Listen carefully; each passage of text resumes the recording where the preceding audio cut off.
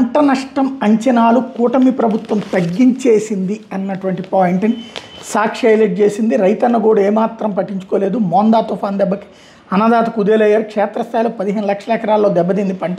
కానీ 4.17 లక్షల ఎకరాల్లో మాత్రమే పంట నష్టం అని తేల్చింది ప్రభుత్వం. 2279 పశువులు జీవాలు దుర్మరణం, 155 పశువుల షెడ్లు నేలమట్టం, బోట్లు వలలకు అపార నష్టం జరిగితే స్వల్పంగా నిర్ధారణ. ఆక్వా రంగంలో 50,000 ఎకరాల్లో నష్టం అంటే కేవలం 5,000 ఎకరాలకే పరిమితం.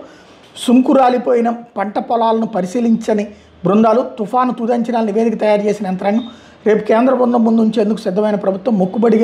మొక్కుబడి తంతుగా ముగిసిన క్షేత్రస్థాయి పరిశీలన అన్నటువంటి రాసుకొచ్చారు. ప్రభుత్వానికి ఏంటి పోయేది? పరిహారం ఇవ్వాలి. ఇదే దాంట్లో కేంద్ర ప్రభుత్వాన్ని అడుగుతారు, దానికి అనుగుణంగానే ఇస్తారు. వాళ్ళు ఎందుకు తప్పు చూపించాలి? మనం ఎక్కువ చూపెట్టాలి. ఇప్పుడు దీంట్లో ఏంటంటే ఇదివరకు అయితే కనుక అట్లాంటి దొంగ లెక్కలు వేశారు.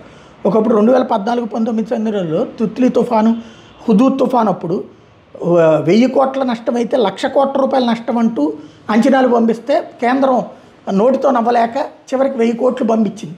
చివరికి అందులో 700 కోట్లు ఖర్చు పెట్టి 300 కోట్లు వెనక్కి తీసుకున్నటువంటి పరిస్థితి ఉంది. అంటే దాన్ని బట్టి అర్థం చేసుకోవచ్చు. అట్లాంటి తప్పుడు నివేదికలు ఆ రోజు ఇచ్చినందుకే కేంద్రానికి ఆంధ్ర మీద ఒక నెగిటివ్ ఉండేది. ఇప్పుడు ఈ దఫా కూటమిగా ఉన్నారు, చాలా బాధ్యతాయుతంగా ఉంటారు. ఎక్కడా తప్పులు చూపించాల్సిన అవసరం లేదు.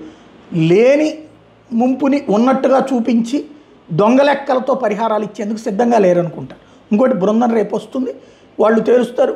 బాబు అడిగారు, మోడీ పంపారు, అయిపోయింది. పరిహారం ఇక భవిష్యత్తులో రావడానికి అవకాశం ఉంది.